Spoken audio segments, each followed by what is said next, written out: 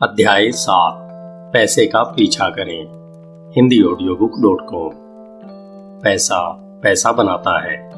जिसके पास है उसे और अधिक दिया जाएगा और जिसके पास कम है उससे लिया जाएगा। अल्बर्ट आइंस्टीन ने वही देखा जब उन्होंने कहा कि चक्रवृद्धि ब्याज दुनिया का 8वां अजूबा है, सबसे बड़ी गणितीय खोज, या यहाँ तक कह सकते हैं कि यह ब्रह्मांड में सबसे शक्तिशाली शक्ति है। आप जिस भी परिभाषा को पसंद करते हो, आप इस संदेश को नजरअंदाज नहीं कर सकते। घातीय वृद्धि को कभी कम मत समझें। असल में इस बात का कोई सबूत नहीं है कि आइंस्टीन ने इन उदाहरणों में से किसी को कहा हो, लेकिन यह गलतफहमी संदेश को मजबूत करती है।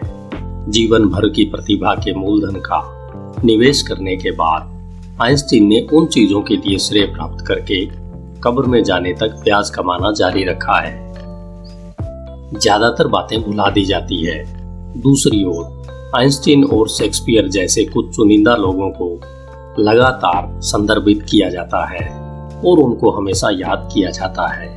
हमें आश्चर्य नहीं होना चाहिए, क्योंकि कम ही अक्सर असमान परिणाम प्राप्त करते हैं। 1906 में अर्थशास्त्री विल्फ्रेडो पेरेटो ने पाया कि पेरेटो सिद्धांत, या कहें 80-20 नियम, जब उन्होंने देखा कि इटली में 20% लोगों के पास 80% भूमि का स्वामित्व है, उन्होंने प्राकृतिक रूप में एक ऐसी घटना देखी कि उनके बगीचे की 20% जगह पर बोई गई मटर से 80% उत्पादन हुआ।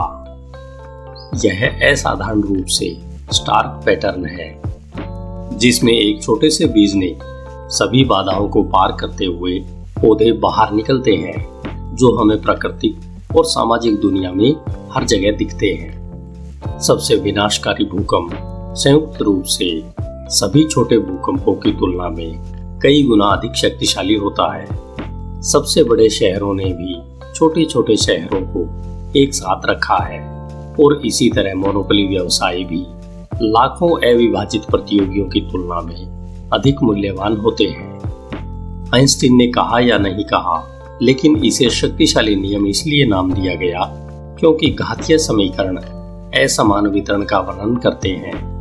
ब्रह्मांड का यही नियम है।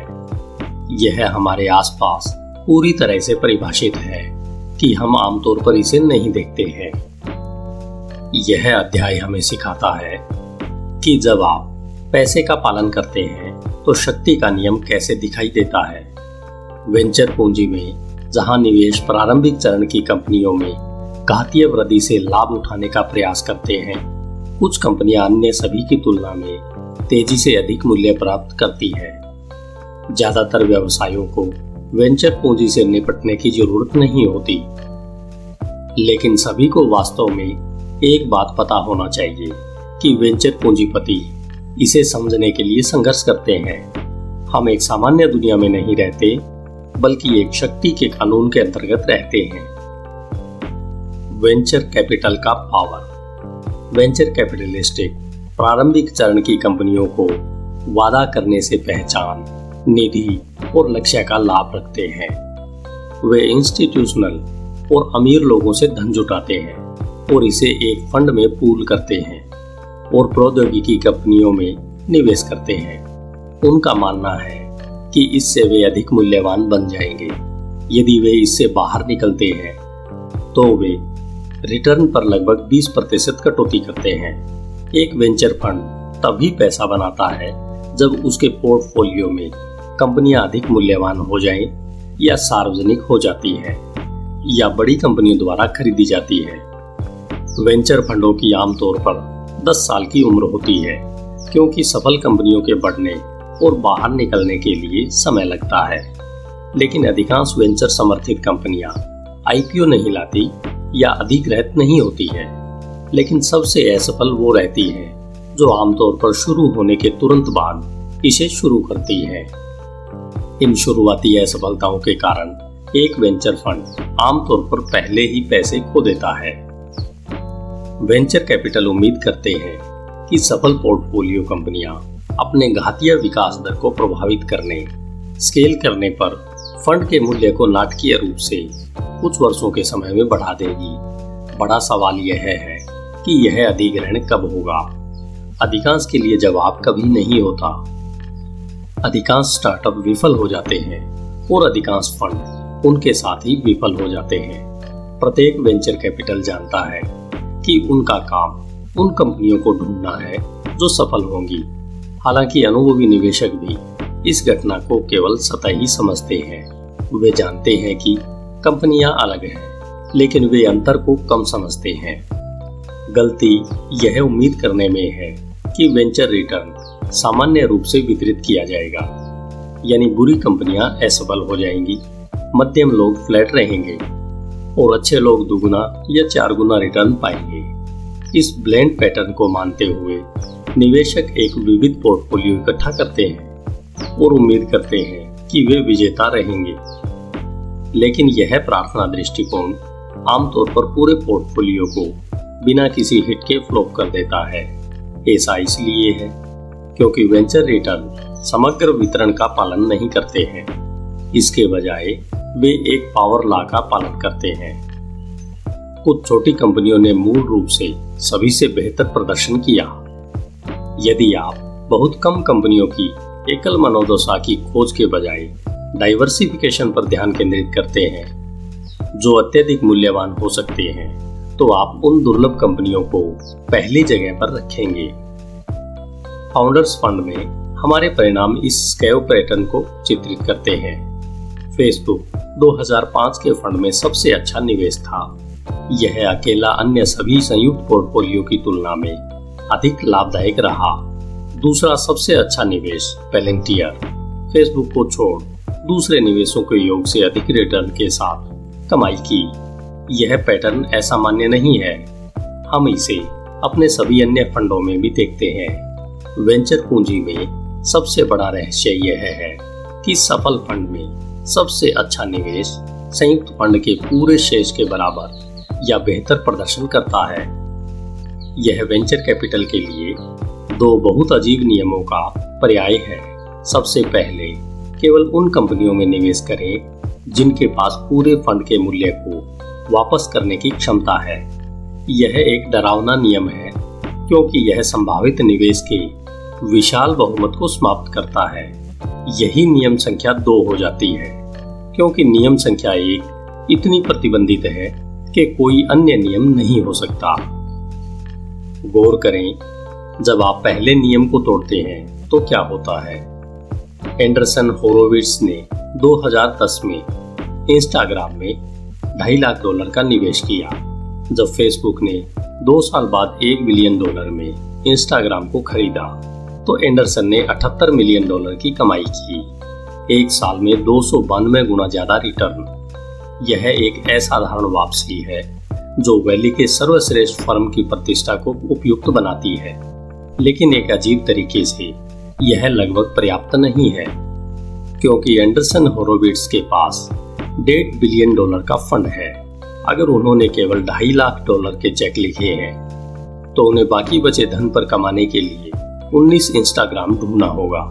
यही कारण है कि निवेशक आमतौर पर वित्त पोषण की किसी भी कंपनी में बहुत अधिक धन डालते हैं।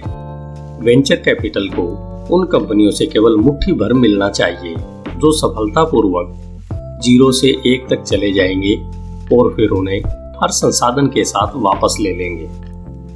बेशक कोई भी निश्चित रूप से पता नहीं कर सकता कि कौन सी कंपनियां सफल होंगी, इसलिए सर्वश्रेष्ठ वेंचर कैपिटल फर्मों के पास पोर्टफोलियो भी है। हालांकि एक अच्छे वेंचर पोर्टफोलियो में प्रत्येक कंपनी के पास बड़े स्तर पर सफल होने की क्षमता होनी चाहिए। संस्थापक फंड में हम एक फंड में 5 से 7 कंपनियों पर ध्यान केंद्रित करते हैं जिनमें से प्रत्येक को लगता है कि यह अपने अद्वितीय मौलिक सिद्धांतों के आधार पर $multi-billion का व्यवसाय बन सकता है। जब भी आप एक व्यापार के पदार्थ से वित्तीय सवाल पर जाते हैं कि यह एक विविध हेजिंग रणनीति में फिट बैठता है या नहीं, वेंचर निवेश लॉटरी टिकट खरीदने की तरह दिखता है। और एक बार जब आप सोचते हैं कि आप लॉटरी खेल रहे हैं तो आप पहले ही मनोवैज्ञानिक रूप से हारने के लिए तैयार हैं। क्यों लोग शक्ति के कानून को अनदेखा करते हैं? सभी लोगों का पेशेवर वेंचर कैपिटल क्यों शक्ति के कानून को देखने में विफल रहेगा? एक बात के लिए यह समय के साथ ही स्पष्ट हो जाता है, और यहाँ तक कि प्रौद्योगिकी निवेशक भी वर्तमान में रहते हैं। 10 कंपनियों में एकाधिकार बनने की क्षमता के साथ एक फर्म पहले से ही असामान्य रूप से अनुशासित पोर्टफोलियो में निवेश की कल्पना करें। घातीय वृद्धि से पहले ये कंपनियां बहुत समान दिखाई देती हैं। अगले कुछ वर्षों में कुछ कंपनियां असफल हो जाएंगी, जबकि अन्य सफल होने लगेंगी। मूल्यवान अलग हो जाएंगे, लेकिन घातीय वृद्धि और रेखीय विकास के बीच का अंतर अस्पष्ट होगा। हालांकि 10 वर्षों बाद पोर्टफोलियो विजेताओं और हारने वालों के बीच अंतर नहीं किया जाएगा। इसे एक प्रमुख निवेश और बाकी सब के बीच विभाजित किया जाएगा। लेकिन कोई फर्क नहीं पड़ता कि सत्ता कानून के अंतिम परिणाम कितने स्पष्ट हैं। यह दैनिक अनुभव को प्रतिबिंबित नहीं करता है, क्योंकि निवेशक अपना अधिकांश समय नए निवेश करने में व कंपनियों के शुरुआती चरणों में भाग लेते हैं। इसलिए जिन कंपनियों के साथ वे काम करते हैं वे औसत होती हैं। निवेशकों और उद्यमियों को हर दिन समझने वाले अधिकांश मतभेद सफलता के सापेक्ष स्तरों के बीच होते हैं, न कि घातीय प्रभुत्व और विफलता के बीच। और चूंकि कोई भी निवेश पर छोड़ना नहीं चाहता है, इसलिए वेंचर कैपिटल आमतौर पर सबसे अधिक समस्याग्रस्त कंपनियों पर अधिक समय बिताते हैं, क्योंकि सटीक रूप से सफल होने की उन्हीं की संभावना होती है। यदि तेजी से बढ़ते स्टार्टअप में विशेषज्ञता रखने वाले निवेशक भी शक्ति के नियम को याद करते हैं, तो यह आश्चर्य की बात नहीं है कि ज्यादातर लोग इसे याद करते हैं। पावर लॉ डिस्ट्रीब्यूशन इतना बड़ा है कि वे सादे दृष्टि में छिपाते हैं। उदाहरण के लिए, जब सिलिकॉन वैली के बाहर ज्यादातर लोग वेंचर पूंजी के बारे में सोचते हैं, वे केवल ABC के शॉर्ट टैंक की तरह छोटे दिखते हैं। आखिरकार यूएस में प्रत्येक वर्ष 1% से कम नए व्यवसाय शुरू हुए, वेंचर वित्त पोषण प्राप्त हुआ और वेंचर कैपिटल को कुल निवेश खाता GDP का 0.2% प्राप्त हुआ। लेकिन उन निवेशों के परिणाम असमान रूप से पूरी अर्थव्यवस्था को प्रेरित करते हैं। वेंचर समर्थित सभी निजी क्षेत्र की कंपनियां 11% नौकरियों को जन्म देती है। वे GDP के आश्चर्यजनक 21% के बराबर राष्ट्रीय राजस्व उत्पन्न करती है। दरअसल दर्जनों सबसे बड़ी तकनीकी कंपनियां वेंचर समर्थित होती हैं। साथ में अन्य सभी तकनीकी कंपनियों की तुलना में उन 12 कंपनियों का मूल्य $2 ट्रिलियन से ज्यादा था। शक्ति के नियमों का कैसे उपयोग करें? निवेश कानून निवेशकों के लिए ही नहीं बल्कि सभी के लिए महत्वपूर्ण है, क्योंकि हर कोई एक निवेशक है। एक उद्यमी स्टार्टअप पर अपना समय बिताकर एक बड़ा निवेश करता है।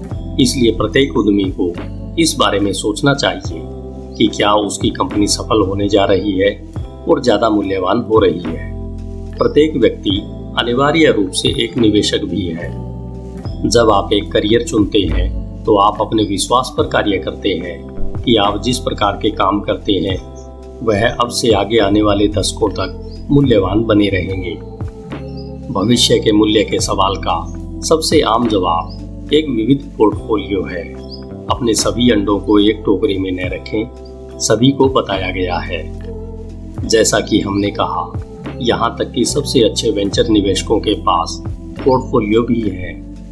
लेकिन जो निवेशक शक्ति के कानून को समझते हैं वे उतना ही कम निवेश करते हैं। इसके विपरीत लोक ज्ञान और वित्तीय शिक्षा दोनों द्वारा स्वीकार किए गए पोर्टफोलियो की तरह डाइवर्सिफिकेशन के स्रोत के रूप में सट्टेबाजी को शक्ति मानते हैं। लेकिन जीवन एक पोर्टफोलियो नहीं है। स्टार्टअप संस्थापक के लिए वह और किसी भी व्यक्ति के लिए भी नहीं। एक उद्यमी खुद को डाइवर्सिफिकेशन नहीं दे सकता। आप एक ही समय में दर्जनों कंपनियों को नहीं चला सकते और फिर उम्मीद करते हैं कि वे अच्छी तरह से काम करेंगी। कम स्पष्ट लेकिन यह उतना ही महत्वपूर्ण है कि एक व्यक्ति अपने जीवन को इतनी विविधता नहीं दे सकता कि वह दर्जनों कंपनियों को एक साथ समान रूप से चला सके। हमारे स्कूल इसके विपरीत सिखाते हैं, एक प्रकार के होमोजेनाइज्ड जेनेरिक ज्ञान। अमेरिकी स्कूल प्रणाली से गुजरने वाले हर कोई पावर लॉ नियमों में सोचना नहीं सीखता है। हर हाई स्कूल के विषय की अवधि 45 मिनट ही होती है। प्रत्येक छात्र एक समान गति से आगे बढ़ता है। कॉलेज में मॉडल छात्रों ने विदेशी और मामूली कौशल को अपने जुनून से जोड़कर डिजाइन किया है। प्रत्येक विश्वविद्यालय उत्कृष्टता में विश्वास करता है और ज्ञान के अनुसार क्रमबद्ध कैटलॉग को डिजाइन किया गया है। इसमें कोई फर्क नहीं पड़ता कि आप क्या करते हैं, जब तक आप इसे अच्छी तरह से पूरा करते हैं तब तक पता चलता है कि यह तो पूरी तरह से गलत था। आपको कुछ ऐसा करने पर ध्यान देना चाहिए जो आप कर रहे हैं, लेकिन इससे पहले आपको इस बारे में सोचना चाहिए कि भविष्य में यह मूल्यवान होगा या नहीं। स्टार्टअप दुनिया के लिए इसका मतलब है कि आपको अपने खुद की कंपनी शुरू नहीं करनी चाहिए, भले ही आप असाधारण रूप से प्रतिभाशाली हो। यदि कुछ भी है तो बहुत से लोग आज अपनी कंपनियों को शुरू कर रहे हैं। जो लोग सत्ता कानून को समझते हैं वे एक नए उद्योग की स्थापना के समय दूसरों से अधिक संकोच करेंगे। वे जानते हैं कि तेजी से बढ़ते समय में वे सबसे अच्छी कंपनियों में शामिल होने से कितने सफल हो सकते हैं। पावर लॉ का मतलब है कि कंपनियों के बीच मतभेद कंपनियों के अंदर भूमिकाओं में मतभेदों को दूर करेंगे। यदि आप पूरी तरह से अपने वेंचर को फंड देते हैं तो आपके पास 100% इक्विटी हो सकती है, लेकिन यदि यह विफल हो जाती है तो आपके पास 100% कुछ भी नहीं होगा। इसके विपरीत 0.01% गूगल का स्वामित्व अविश्वसनीय रूप से मूल्यवान है। यदि आप अपनी खुद की कंपनी शुरू करते हैं तो आपको इसे संचालित करने के लिए पावर लॉ को याद रखना चाहिए। सबसे महत्वपूर्ण चीजें एक वचन है, जैसे कि हमने अध्याय 5 में चर्चा की थी। एक बाजार शायद अन्य सभी की तुलना में बेहतर होगा। एक वितरण रणनीति आमतौर पर अन्य सभी पर हावी होगी। इसके लिए आपको अध्याय 11 सुनना चाहिए। समय और निर्णय लेने की क्षमता को सत्ता कानून का पालन करना पड़ता है। अध्याय 9 में देखें। हालांकि आप ऐसी दुनिया पर भरोसा नहीं कर सकते जो आपके लिए अपने फैसलों को सटीक रूप से फ्रेम करने के लिए पावर लॉ से इनकार कर दे। इसलिए सबसे महत्वपूर्ण बात यह है कि यह शायद ही कभी स्पष्ट होगा। यह भी लुप्त हो सकता है, लेकिन पावर लॉ की दुनिया में आप कड़ी मेहनत नहीं कर सकते, क्योंकि न जाने आपके कार्य कहां पर फिट बैठेंगे। धन्यवाद। HindiAudiobook.com। आइए चलते हैं अध्याय 8 की ओर। आपका दिन शुभ हो। अध्याय 8 रहस्य। HindiAudiobook.com। आज के सबसे प्रसिद्ध और परिचित विचार कभी न कभी अज्ञात थे। जैसे त्रिकोण के गणितीय संबंध खोजने से पहले असंख्य सालों तक अज्ञात ही थे। पाइथागोरस को इसे समझने के लिए कड़ी मेहनत करनी पड़ी। यदि आप पाइथागोरस की नई खोज को जानने में इच्छा रखते हैं तो आपको उनके पंथ में शामिल होना होगा। इसे जानने का सबसे अच्छा तरीका है। आज उनकी गणितीय खोज इतनी सामान्य हो गई है कि इसे हम मिडिल स्कूल के विद्यार्थियों को सिखाते हैं। एक पारंपरिक सत्य महत्वपूर्ण हो सकता है। उदाहरण के लिए प्राथमिक गणित सीखना आवश्यक है, लेकिन यह आपको आयाम नहीं देता है। यह कोई रहस्य नहीं है। हमारे विरोधाभासी प्रश्न को याद रखें। क्या आप कोई ऐसा महत्वपूर्ण सत्य जानते हैं जिससे बहुत कम लोग सहमत हों? यदि हम पहले से ही जिसमें हम रहते हैं उस प्राकृतिक दुनिया को समझते, पहले से ही इसमें विद्यमान पारंपरिक विचारों को समझ चुके होते, और यदि यह सब कुछ पहले ही हो चुका होता तो यहाँ कोई अच्छा जवाब नहीं होता। अगर दुनिया में भविष्य के रहस्य मौजूद न होते तो हमारे विरोधाभासी विचारों के कोई मायने नहीं होते। बेशक ऐसी कई चीजें हैं जिन्हें हम आज तक समझ नहीं पाई, लेकिन उनमें से शायद कुछ चीजों को समझना असंभव हो सकता है, जिन्हें हम रहस्यों के रहस्य कह सकते हैं। उदाहरण के लिए, स्ट्रिंग सिद्धांत ब्रह्मांड की भौतिकी का वर्णन करता है। स्ट्रिंग नामक यह आयामी वस्तु को हिलाने के मामले में है। क्या स्ट्रिंग सिद्धांत सत्य है? आप वास्तव में इसका परीक्षण करने के लिए प्रयोग नहीं कर सकते। बहुत कम लोग, यदि कोई हो तो, कभी भी इसके सभी प्रभावों को हो सकता है समझ सके। क्या यह मुश्किल है या यह एक असंभव रहस्य है? अंतर मायने रखता है। आप मुश्किल चीजें प्राप्त कर सकते हैं, लेकिन असंभव को नहीं। हमारे विरोधाभासी प्रश्न के व्यावसायिक संस्करण को याद करें। कोई मूल्यवान कंपनी कोई इमारत क्यों नहीं बना रही है? हर सही उत्तर एक जरूरी रहस्य है। कुछ महत्वपूर्ण है और कुछ अज्ञात। कुछ करना मुश्किल है, लेकिन करने योग्य भी है। अगर दुनिया में कोई रहस्य शेष है, तो शायद कई विश्वव्यापी कंपनियां शुरू होने वाली है। यह अध्याय आपको रहस्यों के बारे में सोचने और उन्हें ढूंढने में आपकी मदद करेगा। लोग रहस्यों को क्यों नहीं समझ रहे हैं? अधिकांश लोग ऐसे व्यवहार करते हैं मानो खोजने के लिए कोई रहस्य ही नहीं बचा है। इस विचार का एक चरम प्रतिनिधि टेड कांसिस्की है, जिसे कुख्यात रूप से अन्ना बॉम्बर कहा जाता है। कांसिस्की ने हार्वर्ड में 16 वर्ष की उम्र में दाखिला लिया। वह गणित में पीएचडी करने के लिए चला गया और यूसी बर्कले में प्रोफेसर बन गया। उसने 17 साल की उम्र में ही प्रोफेसरों, तकनीशियनों और व्यापारियों के खिलाफ पाइप बमों के द्वारा एक आतंकवादी अभियान छेड़ा हुआ था।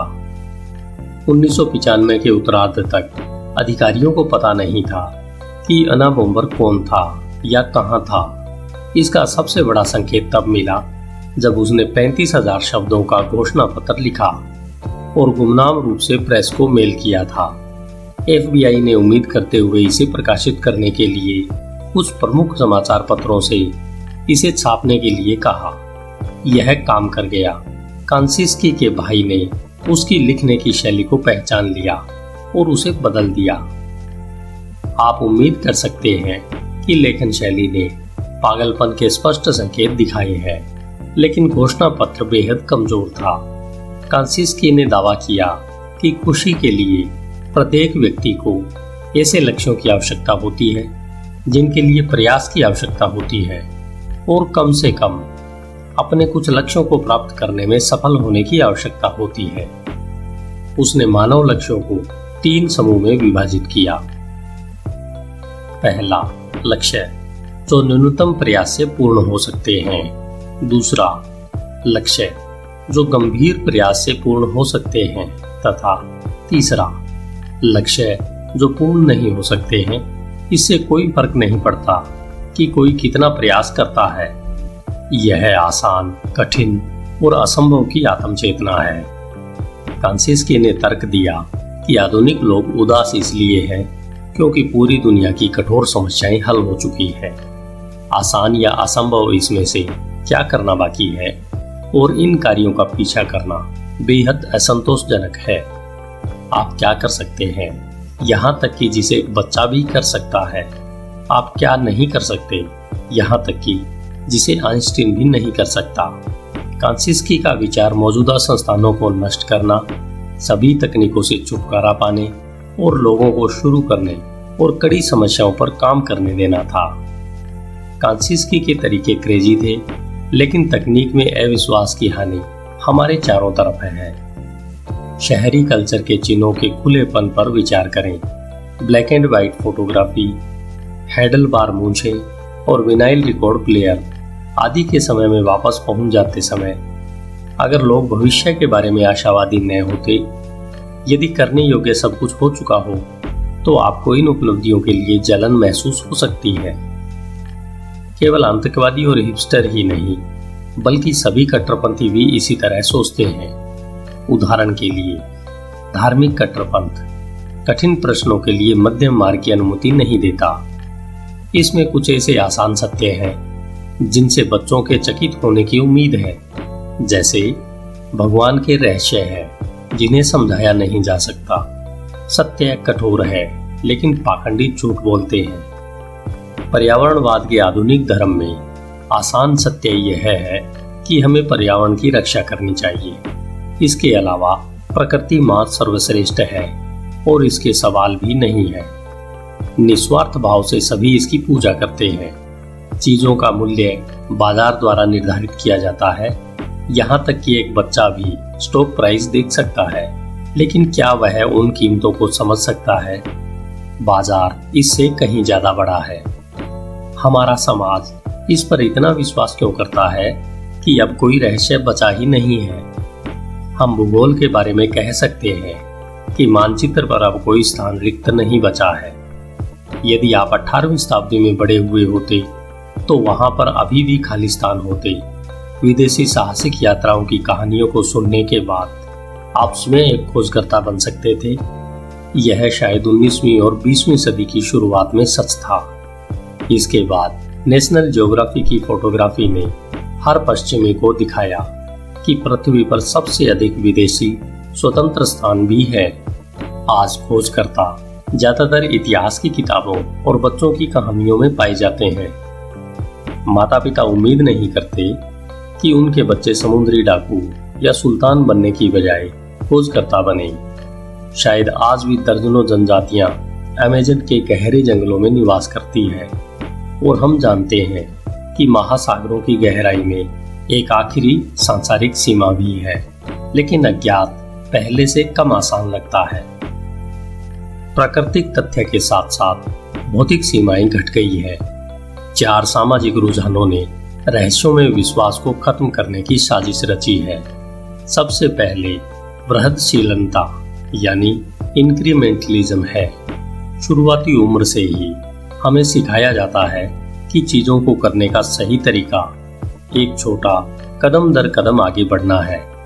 यदि आप परीक्षा में शामिल ही नहीं होते हैं तो आपको कुछ सीखने और पूरा करने पर कोई क्रेडिट या प्रमाण पत्र प्राप्त नहीं होता है।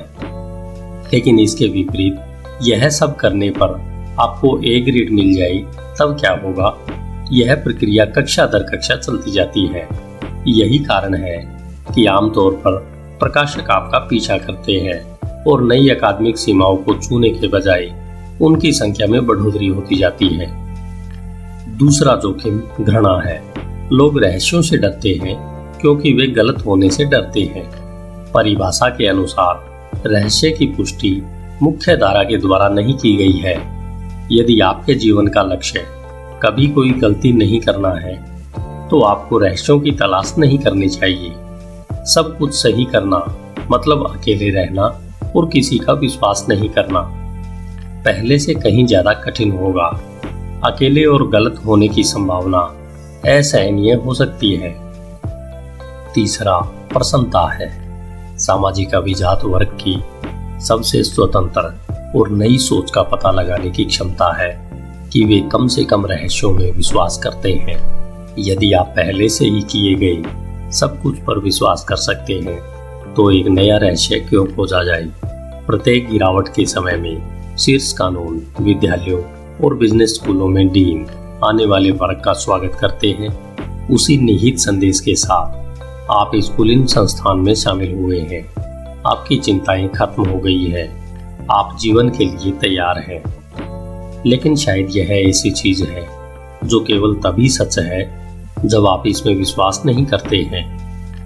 चौथा समतलता यानी फ्लैटनेस है। वैश्वीकरण की प्रगति के रूप में लोग दुनिया को एक सजातीय अत्यधिक प्रतिस्पर्धी बाजार के रूप में देखते हैं। दुनिया सपाट है।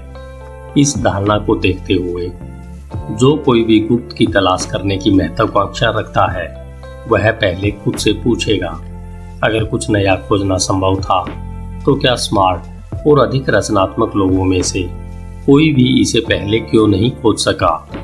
संदेह की यह आवाज लोगों को ऐसी दुनिया में रहस्यों की तलाश शुरू करने से भी रोक सकती है, जो कि किसी भी व्यक्ति के लिए कुछ अद्वितीय योगदान करने की बहुत बड़ी जगह हो सकती है। इन प्रवृत्तियों के परिणाम का वर्णन करने का एक आशावादी तरीका है। आज आप एक पंथ शुरू नहीं कर सकते हैं। 40 साल पहले लोग इस विचार के लिए अधिक जागरूक थे कि सभी ज्ञान व्यापक रूप से ज्ञात नहीं थे। कम्युनिस्ट पार्टी से हरे कृष्णा तक बड़ी संख्या में लोगों ने सोचा कि वे कुछ प्रबुद्ध नौकरशाहों में शामिल हो सकते हैं जो उन्हें रास्ता दिखाएंगे। बहुत कम लोग आज अपारंपरिक विचारों को गंभीरता से लेते हैं, जिन्हें मुख्य धारा में प्रगति के संकेत के रूप में देखा जाता है। हमें खुशी होती है कि अब कम ही क्रेजी समुदाय बचे हैं, फिर भी लाभ बहुत हुआ है। हमने खोजे जाने वाले रहस्यों पर आश्चर्य की भावना छोड़ दी है। संवैधानिक दुनिया।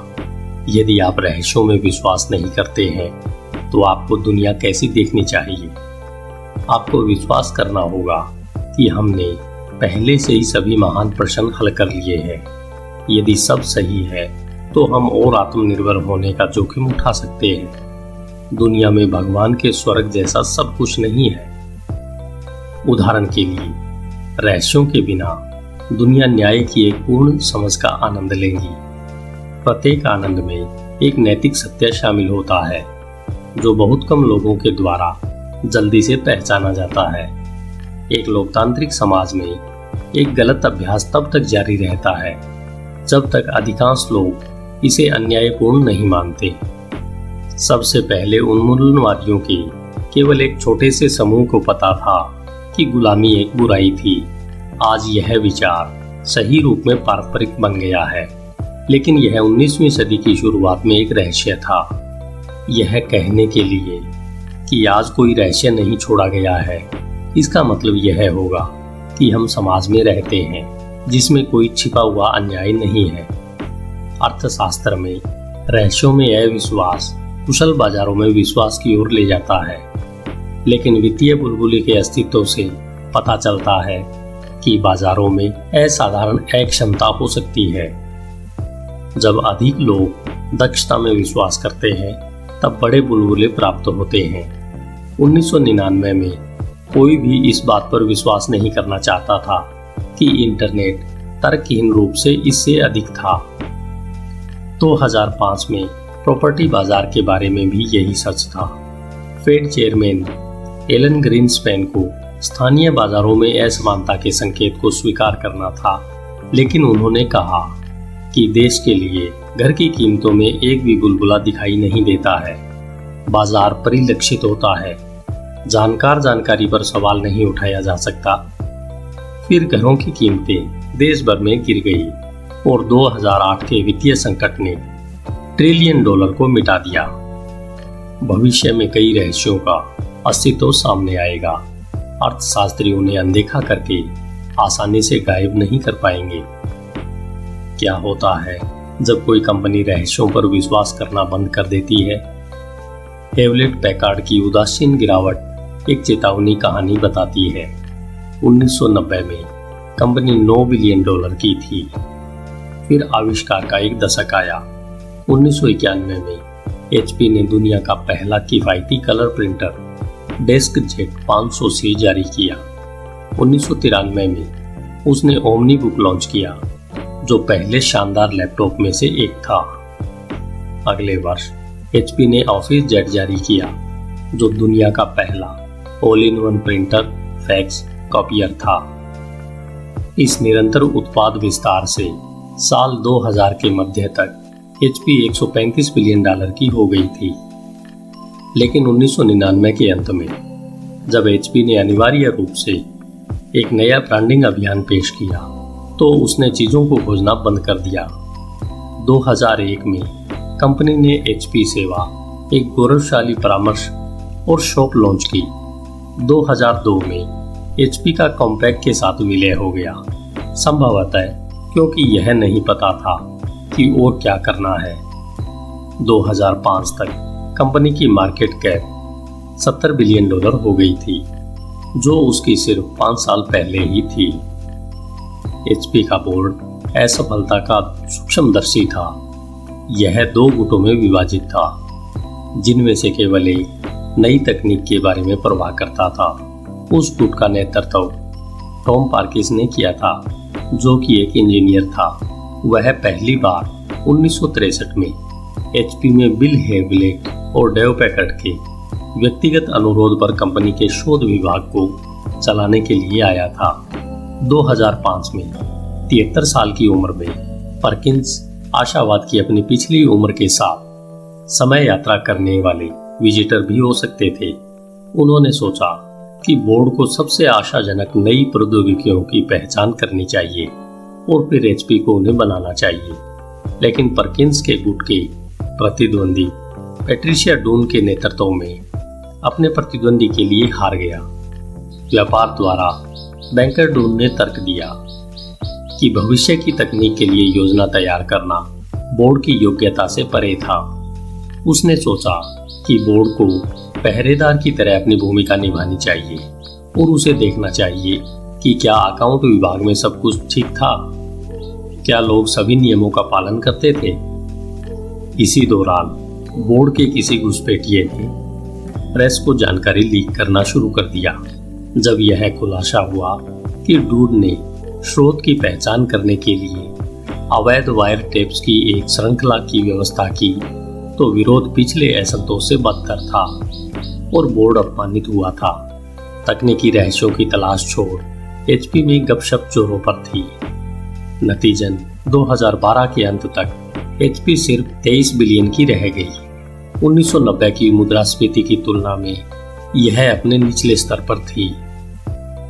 सीक्रेट्स का मामला आप खोजे बिना रहस्य नहीं पा सकते हैं।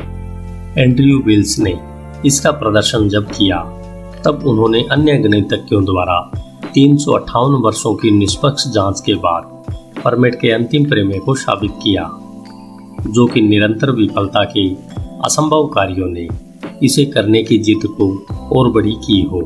पियरे डे फर्मेट ने 1637 में अनुमान लगाया कि किसी भी पूर्णांक ए, बी और सी समीकरण को जमा 2 से अधिक पूर्णांक के लिए समीकरण को संतुष्ट नहीं कर सकते हैं।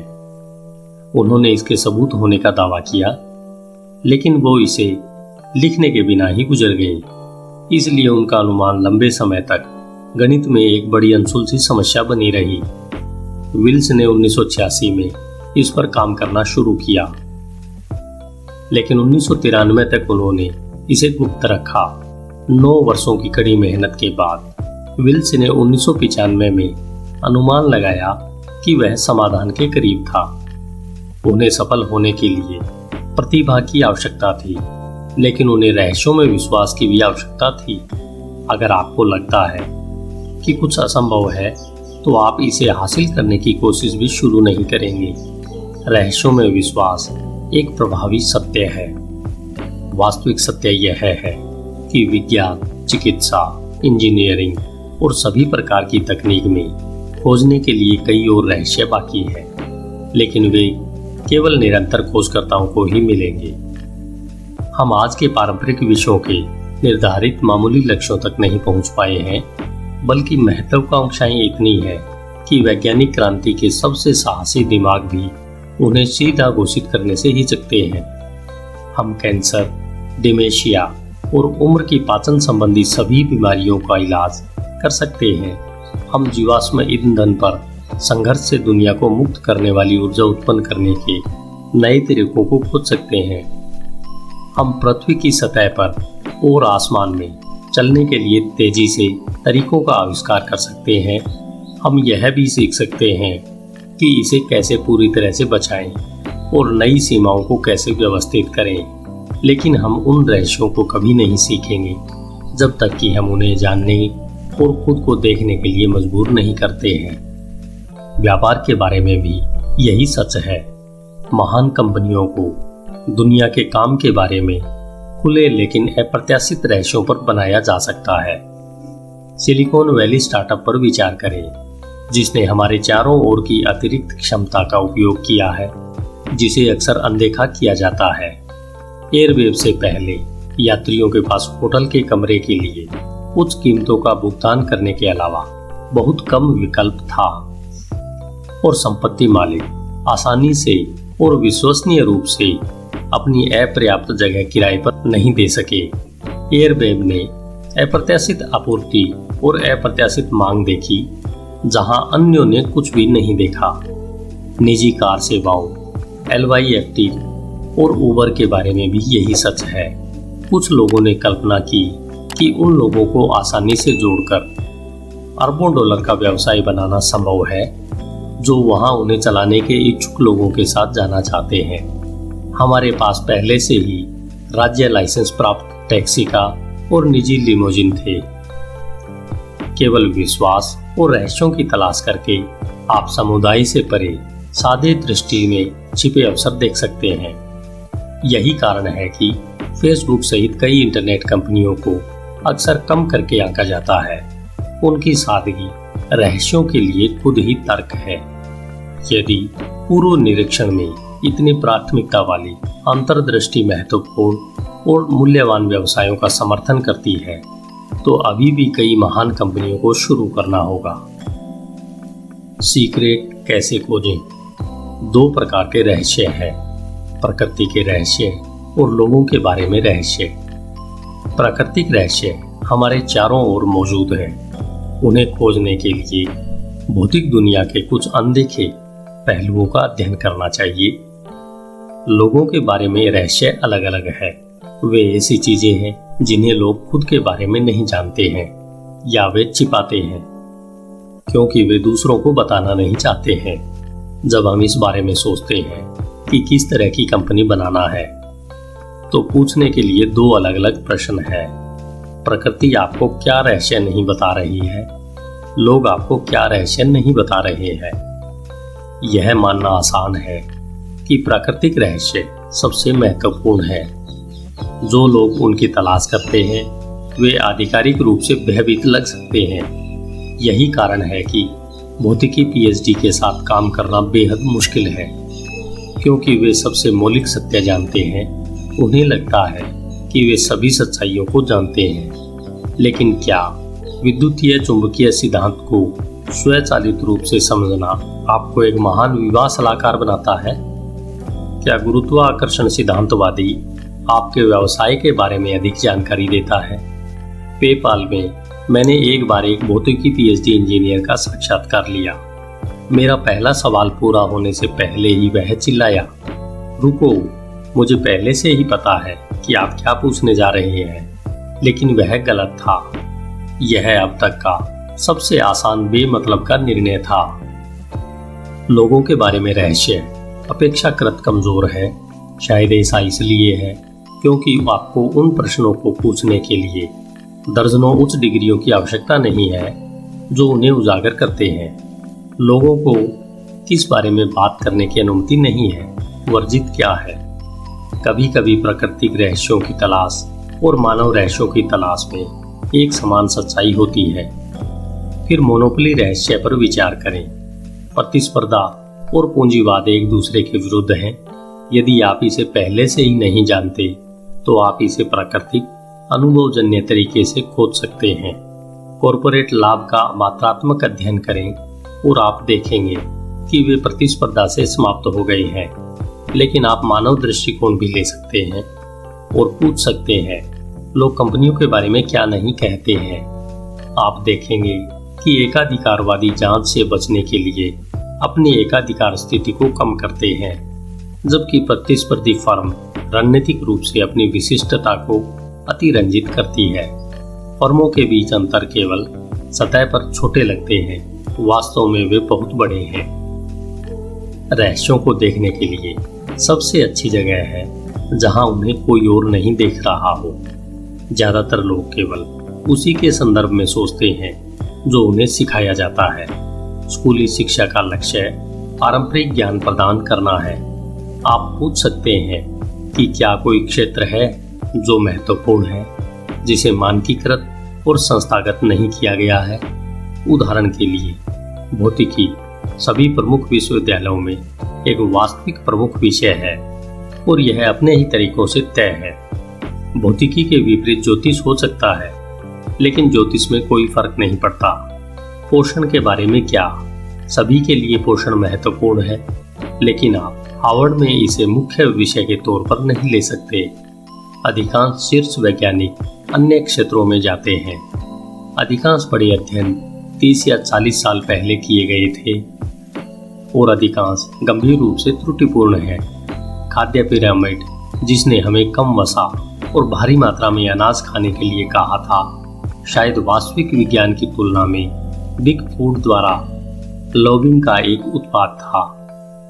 इसका मुख्य प्रभाव हमारी मोटापा महामारी को बढ़ाना है। सीखने के लिए बहुत कुछ है। हम मानव पोषण के बारे में जानते हुए दूर दराज के सितारों के भौतिकी के बारे में और जान सकते हैं।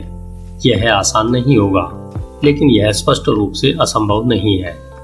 बिल्कुल उस तरह का क्षेत्र है जो रहस्य पैदा कर सकता है। सीक्रेट्स के साथ क्या करें? अगर आपको कोई रहस्य मिलता है तो आपको एक विकल्प का सामना करना पड़ता है। क्या आप किसी को बताते हैं या आप इसे अपने पास ही रखते हैं? यह रहस्य पर निर्भर करता है। कुछ लोगों की तुलना में अधिक खतरनाक है, जैसे फाउस्ट वांगर बताते हैं। कुछ जो जानते थे कि क्या सीखा जा सकता है, शो पर अपना पूरा दिल लगाने के लिए पर्याप्त मूर्ख, और जिन्होंने भावनाओं को भीड़ के सामने प्रकट किया। मानव जाति ने हमेशा उसे क्रूज पर चढ़ाया और जला दिया। जब तक कि आपके पास पूरी तरह से पारंपरिक मान्यताएं न हो, तब तक सब कुछ बताने का शायद ही कभी एक अच्छा विचार है। तो आप किसे बताते हैं? जो आपको चाहिए वो नहीं है। व्यवहारिक रूप से किसी को भी बताने और हर किसी को बताने के बीच हमेशा एक सुनहरा मतलब होता है, और वह भी एक कंपनी के बारे में। सबसे अच्छे उद्यमियों को यह पता है। हर महान व्यवसाय एक रहस्य के आसपास बनाया गया है जो बाहर से छिपा हुआ है। एक महान कंपनी दुनिया को बदलने की एक जाल की तरह है। जब आप अपना रहस्य साझा करते हैं तो सुनने वाला एक जालसाज बन जाता है। जैसा कि टॉकियन ने the Lord of the rings में लिखा था, सड़क शुरू होने पर दरवाजे के नीचे की ओर चली जाती है। जीवन एक लंबी यात्रा है। पिछले यात्रियों के चरणों से चिन्हित सड़क की दृष्टि में कोई अंत नहीं है, लेकिन बाद में कहानी में एक और कविता प्रकट होती है। अभी भी कोने में और इंतजार कर सकते हैं, एक नई सड़क या एक गुप्त द्वार की। और हालांकि हम उसे आज तक पार नहीं कर पाए, कल हम इस तरह से आ सकते हैं और चलने के लिए छिपे रास्ते ढूंढ लें जो चंद्रमा या सूर्य से परे हो। सड़क अनंत नहीं है, छिपे हुए रास्ते अपना लो। धन्यवाद। Hindi audio book .com। आइए चलते हैं अध्याय 9 की ओर। आपका दिन शुभ हो। अध्याय 9, नींव। Hindi audio book .com। हर महान कंपनी अद्वितीय है, लेकिन कुछ चीजें हैं जो प्रत्येक व्यवसाय की शुरुआत में सही होनी चाहिए। मैं इस पर इतनी बार जोर देता हूँ कि मेरे दोस्तों ने चिढ़कर इसे थील का कानून उपनाम दिया है। इसकी नींव पर बना स्टार्टअप गड़बड़ा नहीं सकता। शुरुआत खास है, वे बाद में आने वाले सभी के गुणात्मक रूप से अलग है। यह 13.8 बिलियन साल पहले हमारे ब्रह्मांड की स्थापना में सच था।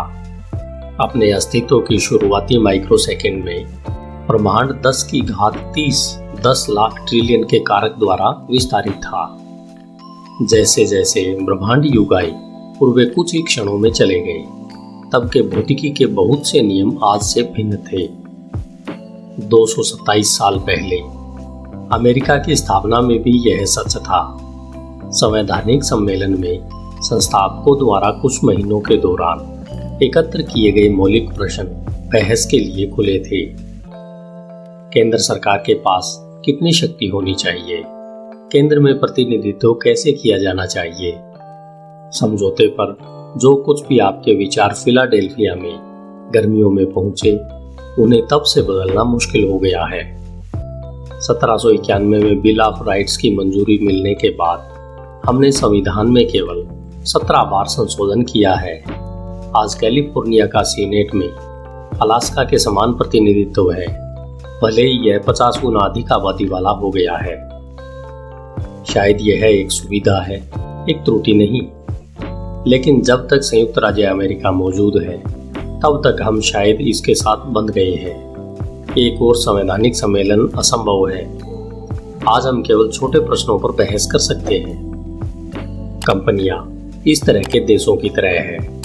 खराब निर्णय या जैसे जैसे आप गलत साझेदार चुनते हैं या गलत लोगों को नौकरी पर लेते हैं, उदाहरण के लिए उनके द्वारा गलत किए जाने के बाद सही करना बहुत कठिन होता है। इससे पहले कि कोई भी उन्हें सही करने की कोशिश करेगा, दिवालिया होने के आसार हो सकते हैं। एक संस्थापक के रूप में आपका पहला काम पहली चीजों को सही तरीके से करना है, क्योंकि आप एक दोषपूर्ण नींव पर एक महान कंपनी नहीं बना सकते। संस्थापकों का चुनाव। जब आप कुछ शुरू करते हैं तो पहला सवाल यह होता है कि आपके द्वारा किए जाने वाले पहले और सबसे महत्वपूर्ण निर्णय को किसके साथ शुरू करना चाहिए।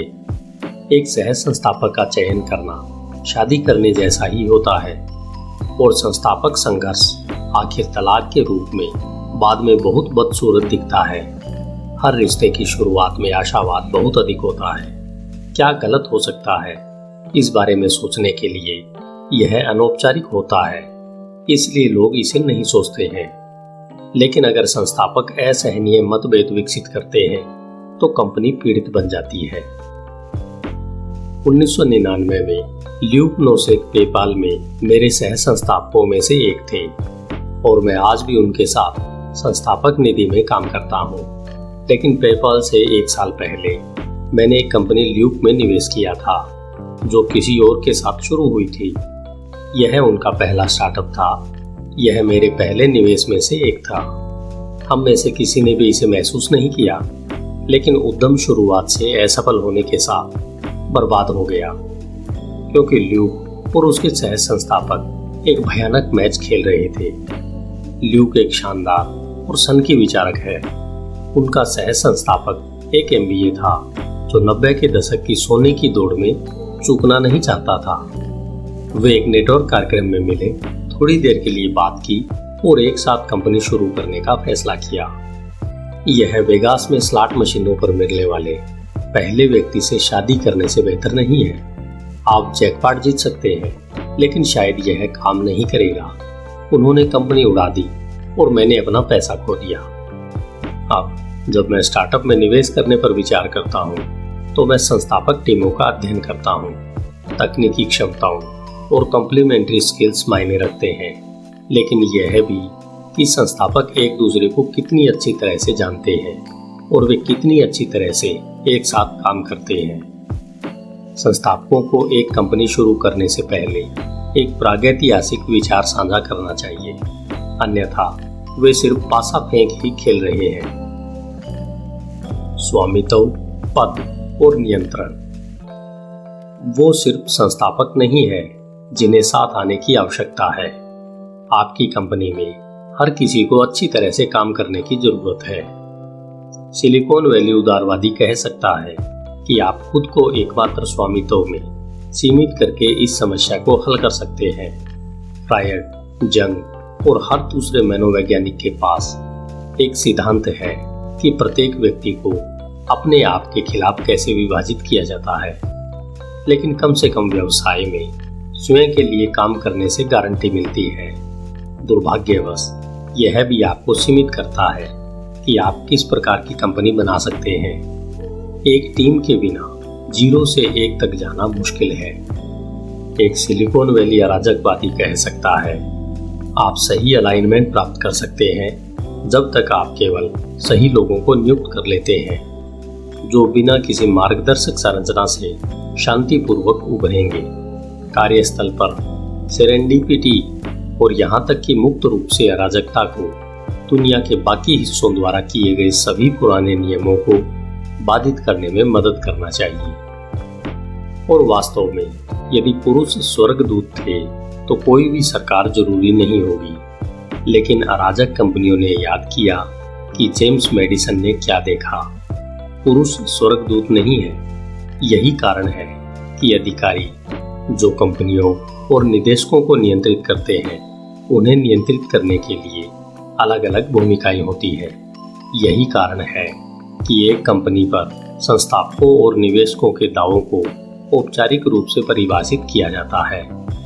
आपको अच्छे लोगों की आवश्यकता है जो साथ मिलते हैं, लेकिन आपको लंबी अवधि के लिए सभी को गठबंधन में रखने में मदद करने के लिए एक संरचना की भी आवश्यकता होती है। किसी भी कंपनी में मिसअलाइनमेंट के संभावित स्रोतों की उम्मीद करने के लिए 3 अवधारणाओं के बीच अंतर करना उपयोगी है। स्वामित्व, कानूनी रूप से कंपनी की इक्विटी का मालिक कौन है। कब्जा, जो वास्तव में दिन दर दिन आधार पर कंपनी चलाता है। नियंत्रण, औपचारिक रूप से कंपनी के मामलों को कौन नियंत्रित करता है। स्टार्टअप संस्थापकों, कर्मचारियों और निवेशकों के बीच स्वामित्व आवंटित करता है। कंपनी के संचालन करने वाले प्रबंधक और कर्मचारी कब्जे का आनंद लेते हैं। और निदेशक मंडल, जिसमें आमतौर पर संस्थापक और निवेशक शामिल होते हैं, नियंत्रण का उपयोग करते हैं। सिद्धांत रूप में यह विभाजन सुचारू रूप से काम करता है। भाग स्वामित्व से वित्तीय उछाल निवेशकों और श्रमिकों को आकर्षित करता है और पुरस्कार देता है। प्रभावी कब्जा संस्थापक और कर्मचारियों को प्रेरित करता है और इसका तात्पर्य है कि वे समान हिस्सा प्राप्त कर सकते हैं। व्यवहारिक रूप से विभिन्न कार्यों के बीच इन कार्यों को वितरित करना समझ में आता है, लेकिन यह गलतीकरण के अवसरों को भी बढ़ाता है। अपने चरम पर मिसअलाइनमेंट देखने के लिए बस डीएमवी पर जाएं। मान लीजिए कि आपको एक नया ड्राइविंग लाइसेंस चाहिए। संवैधानिक रूप से यह प्राप्त करना आसान होना चाहिए। डीएमवी एक सरकारी एजेंसी है और हम एक लोकतांत्रिक गणतंत्र में रहते हैं। सभी शक्तियां लोगों में रहती है, जो सरकार में उनकी सेवा करने के लिए प्रतिनिधियों का चुनाव करती है।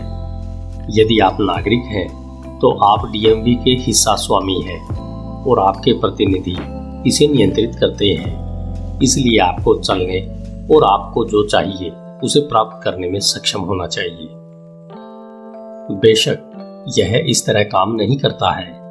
हम लोग डीएमवी के संसाधनों का स्वामित्व कर सकते हैं, लेकिन स्वामित्व केवल काल्पनिक है। डीएमवी संचालित करने वाले क्लर्क और छोटे समूह, हालांकि वे अपनी छोटी छोटी शक्तियों के वास्तविक कब्जे का आनंद लेते हैं। यहाँ तक कि राज्यपाल और विधायिका डीएमवी पर मामूली नियंत्रण के आरोप में कुछ भी नहीं बदल सकते।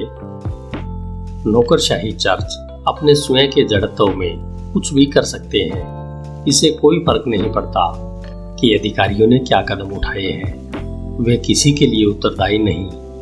डीएमवी सभी के साथ गलत है। नौकरशाह आपके लाइसेंसिंग अनुभव को अपने विवेकानुसार सुखद या दुखद बना सकते हैं। आप राजनीतिक सिद्धांत लाने और उन्हें याद दिलाने की कोशिश कर सकते हैं कि आप मालिक हैं, लेकिन आपको बेहतर सेवा मिलने की संभावना नहीं है।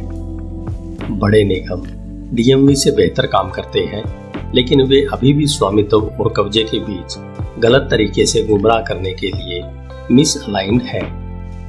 जनरल मोटर्स जैसी एक बड़ी कंपनी के सीईओ उदाहरण के लिए कंपनी के कुछ शेयरों का मालिक होगा, लेकिन कुल का केवल एक छोटा सा हिस्सा होगा। इसलिए वह स्वामित्व के मूल्य के बजाय कब्जे की शक्ति के माध्यम से खुद को पुरस्कृत करने के लिए प्रोत्साहित किया जाता है। अच्छे तिमाही परिणामों को पोस्ट करना उनके लिए उच्च वेतन और कॉरपोरेट जेट रखने के लिए पर्याप्त होगा। मिसअलाइनमेंट तब भी हो सकता है जब उसे शेयरधारक मूल्य के नाम पर स्टॉक मुआवजे मिलते हैं। यदि वह स्टॉक शॉर्ट टर्म प्रदर्शन के लिए इनाम के रूप में पाता है, तो उसे योजना में निवेश करने की बजाय लागत में कटौती करने के लिए और अधिक आकर्षक और अधिक आसान लगेगा, जो भविष्य में दूर सभी शेयरधारकों के लिए अधिक मूल्य पैदा कर सकता है। कॉर्पोरेट दिग्गजों के विपरीत शुरुआती स्टार्टअप चरण इतने छोटे होते हैं कि संस्थापकों के पास आमतौर पर स्वामित्व और कब्जे दोनों होते हैं। स्वामित्व और नियंत्रण के बीच एक स्टार्टअप विस्फोट में अधिकांश संघर्ष बोर्ड पर संस्थापक और निवेशकों के बीच है। समय के साथ संघर्ष की संभावना बढ़ जाती है क्योंकि हितों में गिरावट आती है। एक बोर्ड सदस्य अपनी कंपनी के लिए जीत हासिल करने के लिए जितनी जल्दी हो सके कंपनी को सार्वजनिक करना चाहता है, जबकि संस्थापक निजी रहना और व्यवसाय बढ़ाना पसंद करेंगे। बोर्ड रूम में कम ही बहुत है। बोर्ड जितना छोटा होगा, निर्देशकों के लिए आम सहमति तक पहुंचने और प्रभावी निरीक्षण करने के लिए यह आसान होगा। हालांकि उस प्रभावशालिता का अर्थ है कि एक छोटा बोर्ड किसी भी संघर्ष में प्रबंधक का जोरदार विरोध कर सकता है। यही कारण है कि बुद्धिमानी से चयन करना महत्वपूर्ण है। आपके बोर्ड का हर सदस्य मायने रखता है। यहाँ तक कि एक समस्या यह है कि निदेशक आपके दर्द का कारण बनता है और आपकी कंपनी के भविष्य को भी खतरे में डाल सकता है। 3 लोगों का बोर्ड आदर्श है। जब तक आपकी कंपनी सार्वजनिक रूप से आयोजित नहीं होती है, तब तक आपका बोर्ड 5 लोगों से अधिक नहीं होना चाहिए। सरकारी नियम प्रभावी रूप से अनिवार्य है कि सार्वजनिक कंपनियों के पास बड़े बोर्ड हो, औसत 9 सदस्य हो, लेकिन ऐसा नहीं करना चाहिए। अब तक आप सबसे खराब काम यह कर सकते हैं कि आप अपने बोर्ड को बड़ा बना सकते हैं। यह असभ्य पर्यवेक्षकों को अपने बोर्ड में दर्जनों लोगों के साथ एक गैर लाभकारी संगठन दिखाई देता है, तो वे सोचते हैं, देखो कि इस संगठन के लिए कितने महान लोग प्रतिबद्ध हैं। यह बेहद अच्छी तरह से चलना चाहिए। दरअसल एक बड़ा बोर्ड बिल्कुल भी प्रभावी निरीक्षक नहीं होता है। माइक्रो डायरेक्टर वास्तव में संगठन को चलाते हैं। यदि आप अपने बोर्ड से उस तरह के मुफ्त रीजन चाहते हैं तो इसे विशाल आकार तक बनाएं। यदि आप एक प्रभावी बोर्ड चाहते हैं तो इसे छोटा रखें।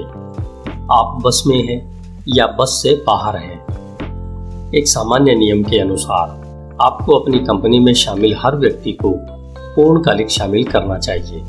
कभी कभी आपको इस नियम को तोड़ना होगा। उदाहरण के लिए, आमतौर पर इसका अर्थ बाहरी वकीलों और लेखाकारों को लेने से होता है।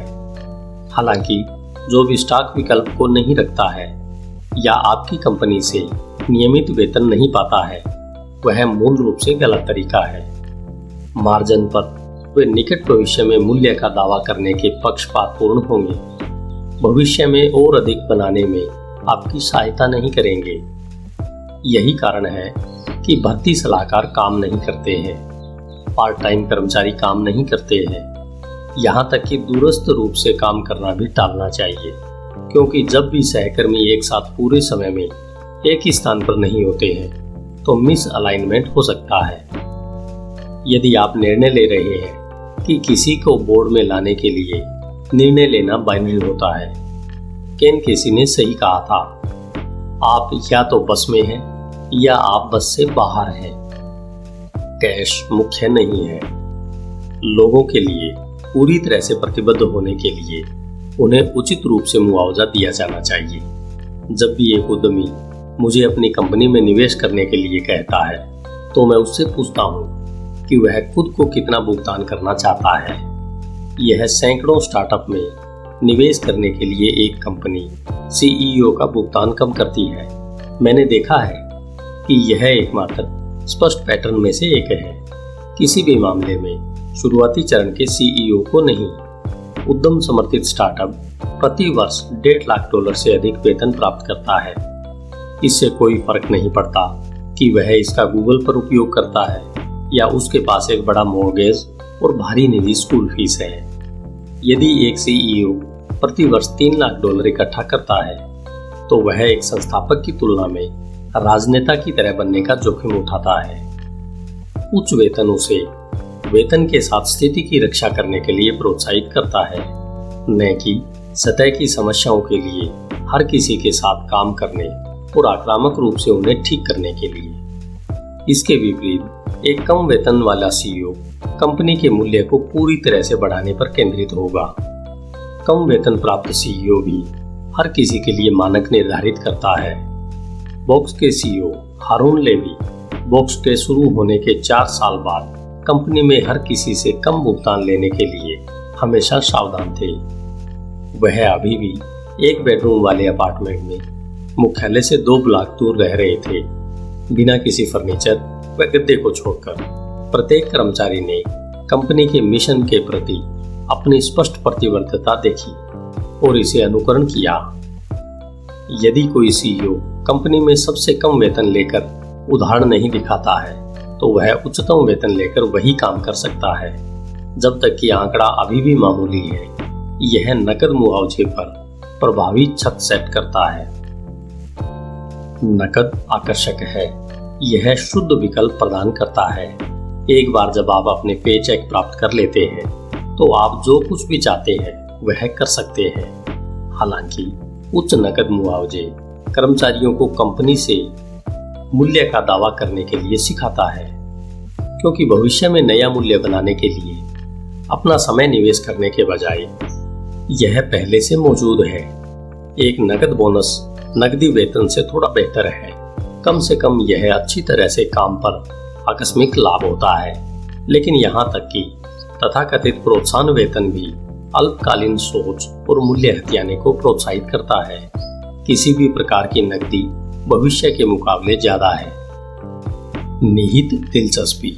स्टार्टअप को उच्च वेतन का भुगतान करने की आवश्यकता नहीं है, क्योंकि वे कुछ बेहतर पेशकश कर सकते हैं। कंपनी का हिस्सा स्वामित्व या इक्विटी मुआवजे का एक रूप है जो प्रभावी रूप से भविष्य में मूल्य बनाने की दिशा में लोगों को मोड़ सकता है। हालांकि विवाद के बजाय इक्विटी के लिए प्रतिबद्धता बनाने के लिए आपको इसे बहुत सावधानी पूर्वक आवंटित करना होगा। सभी को बराबर शेयर देना आमतौर पर एक गलती है। प्रत्येक व्यक्ति के पास अलग अलग प्रतिभा और जिम्मेदारियां होती है और साथ ही विभिन्न अवसर लागत भी होती है। इसलिए समान मात्रा में शुरुआत से मनमानी और अनुचित दिखाई देगा। दूसरी तरफ अलग अलग मात्रा में आगे बढ़ना अनुचित लग रहा है। इस चरण में नाराजगी एक कंपनी को मार सकती है, लेकिन इससे पूरी तरह बचने के लिए कोई स्वामित्व फार्मूला नहीं है। यह समस्या समय के साथ और अधिक तीव्र हो जाती है, क्योंकि अधिक लोग कंपनी में शामिल होते हैं। शुरुआती कर्मचारियों को आमतौर पर अधिक इक्विटी मिलती है, क्योंकि वे अधिक जोखिम लेते हैं। लेकिन कुछ बाद के कर्मचारी उद्यम की सफलता के लिए और भी महत्वपूर्ण हो जाते हैं। 1996 में ईबे में शामिल होने वाले एक सचिव ने 1999 में अपने उद्योग अनुभवी मालिक से 200 गुना अधिक कमाया होगा। 2005 में फेसबुक की कार्यालय की दीवारों पर चित्रित करने वाले भित्ति चित्र कलाकार ने $200 मिलियन के लायक स्टॉक प्राप्त किए, जबकि एक प्रतिभाशाली इंजीनियर 2010 में शामिल होकर केवल $2 मिलियन बना पाया, क्योंकि स्वामित्व वितरित करते समय सही निष्पक्षता हासिल करना असंभव है। इसलिए संस्थापक विवरण को गुप्त रखने के लिए अच्छा प्रदर्शन करेंगे। एक कंपनी व्यापी ईमेल भेजना जो हर किसी के स्वामित्व हिस्सेदारी को सूचीबद्ध करता है, वह आपके कार्यालय पर परमाणु बम छोड़ने जैसा होगा। ज्यादातर लोग इक्विटी नहीं चाहते हैं। पेपाल में हमने एक बार एक सलाहकार को नियुक्त किया, जिसने हमें आकर्षक व्यापार विकास सौदों पर बातचीत करने में मदद करने का वादा किया था। एकमात्र चीज जिसने कभी सफलतापूर्वक बातचीत की वह $5000 दैनिक नकद वेतन था। उन्होंने स्टॉक विकल्प को मूलभूत रूप से स्वीकार करने से इनकार कर दिया। स्टार्टअप शेफ की कहानियां करोड़पति बनने के बजाय लोगों को अक्सर इक्विटी अवांछित लगता है।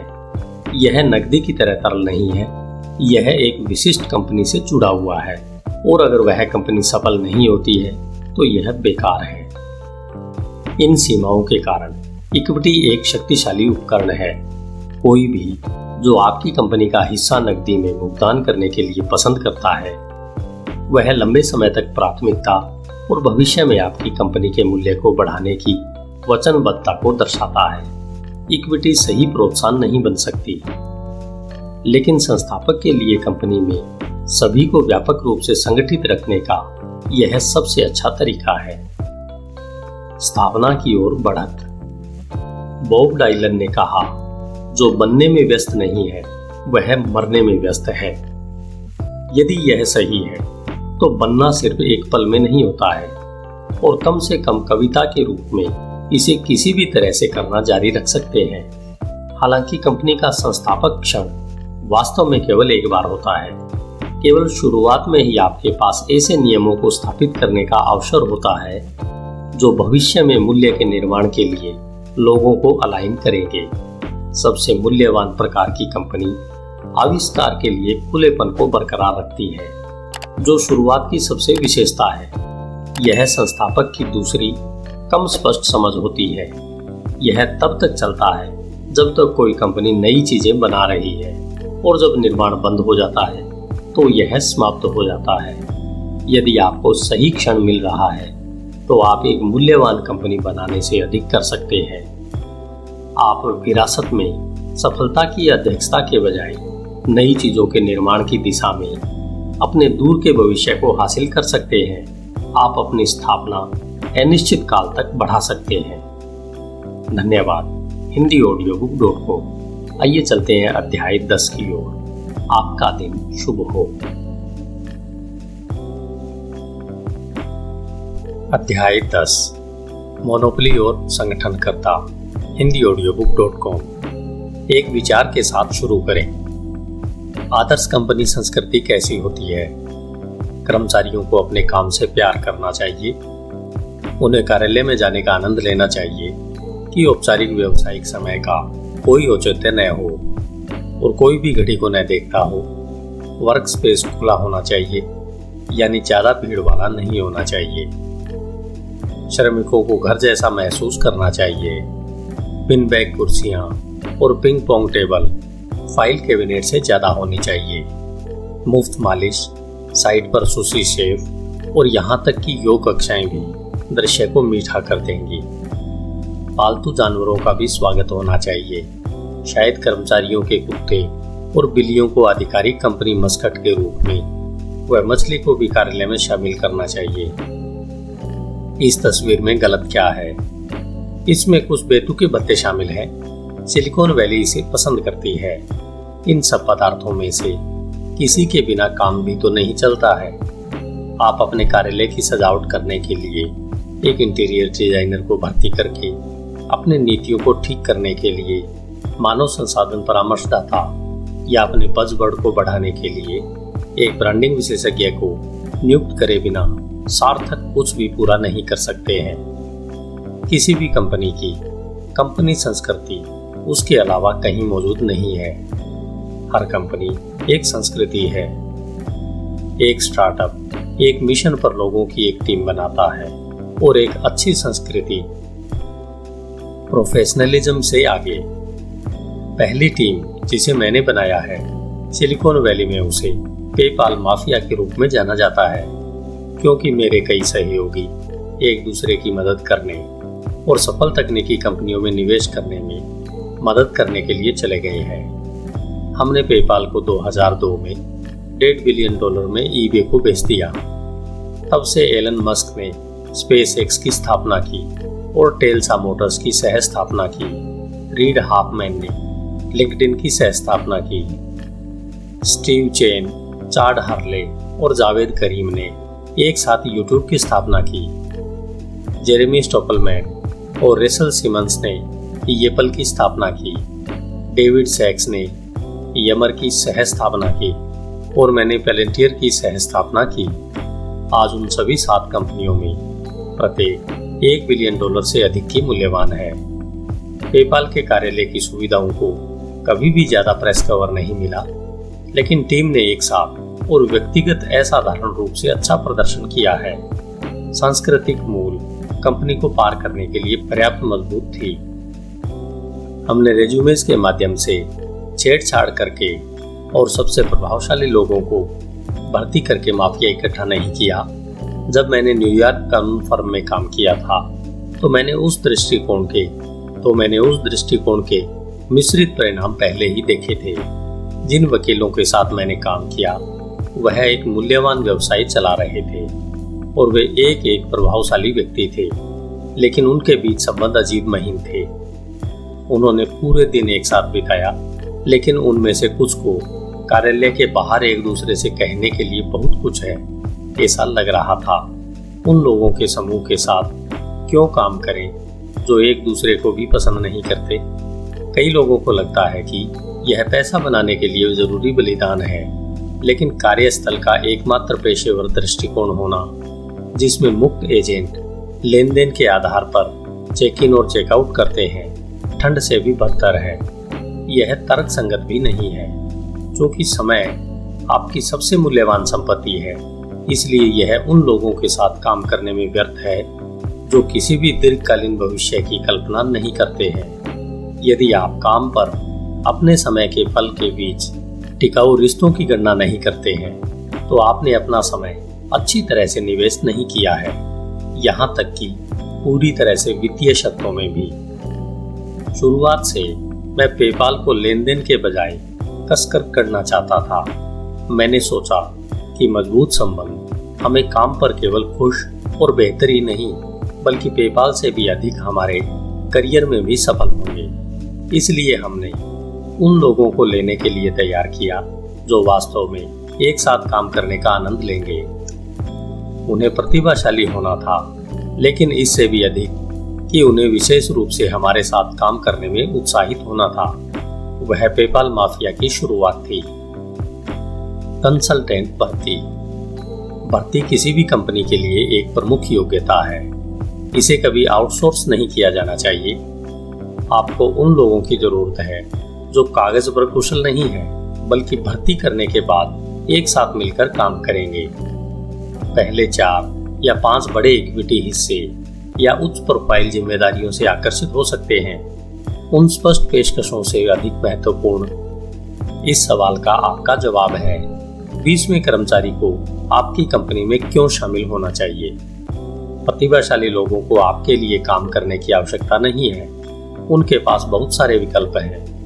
आपको खुद के प्रश्न का एक और अधिक स्पष्ट उत्तर पूछना चाहिए।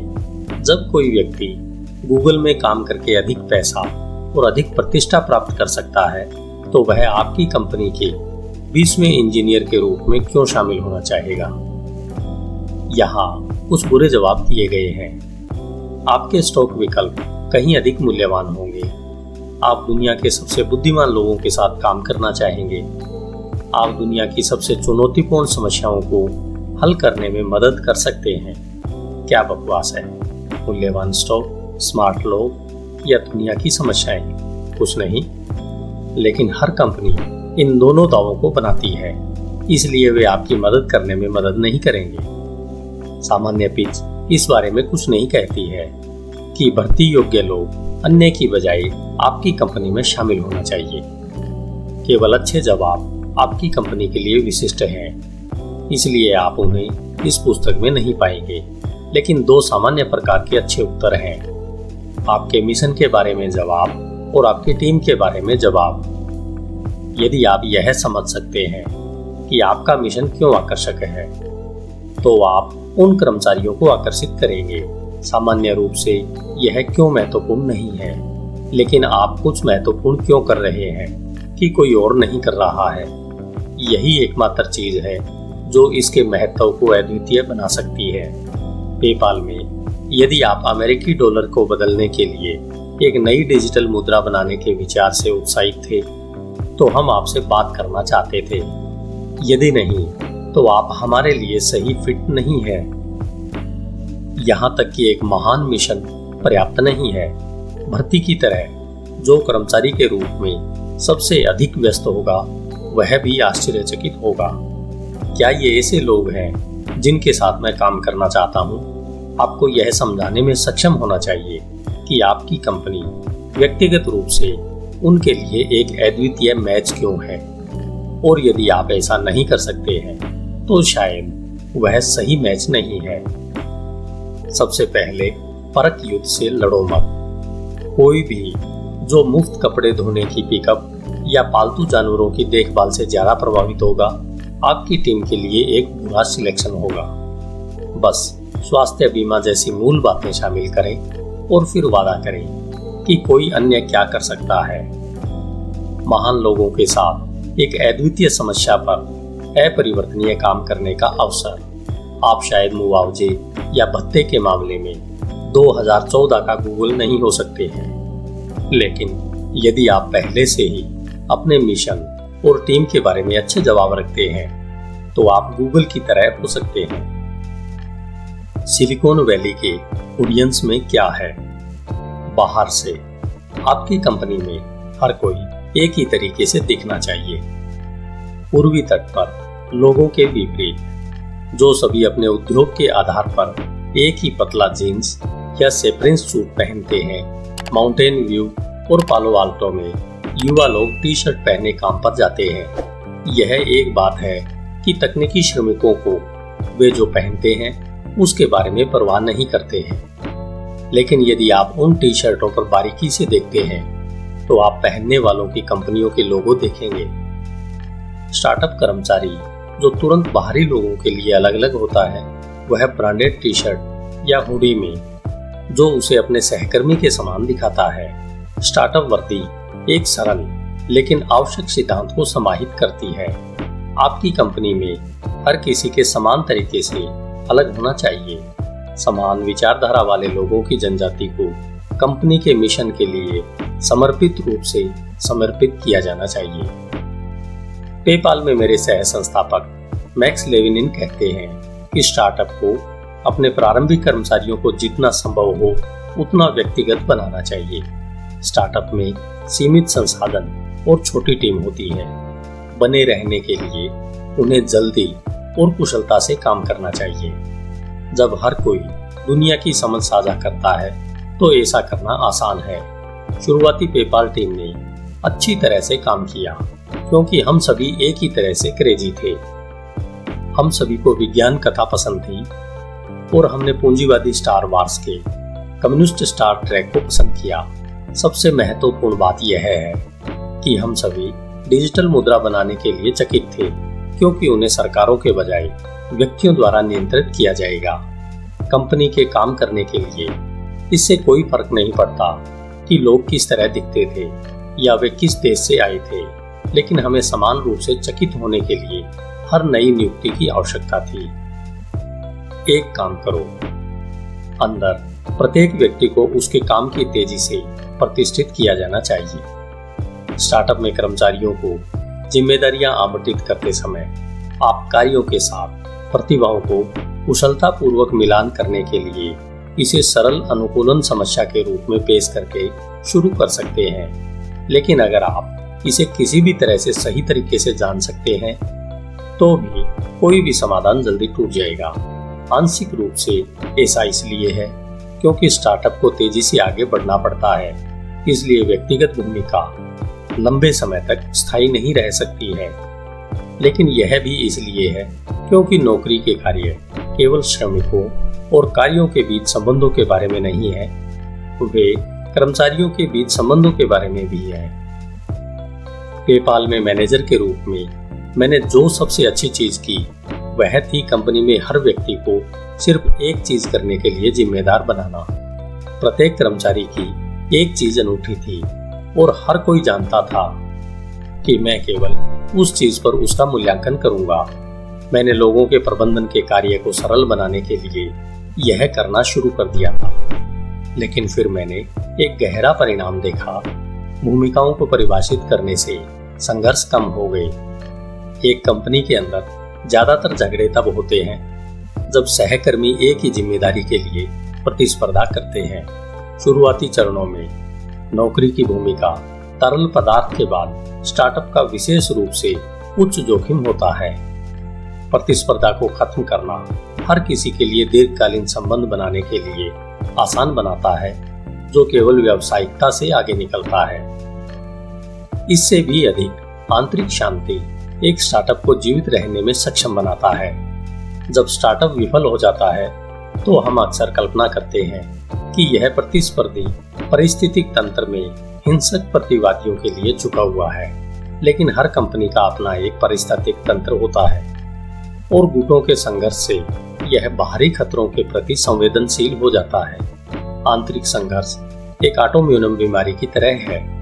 मौत का तकनीकी कारण निमोनिया हो सकता है, लेकिन वास्तविक कारण सादे दृश्य के पीछे छिपा हुआ है। समूह और कंसल्टेंट सबसे गहन प्रकार के संगठन में सदस्य केवल अन्य सदस्यों के साथ बाहर निकलते हैं। वे अपने परिवारों को अनदेखा करते हैं और बाहरी दुनिया को छोड़ देते हैं।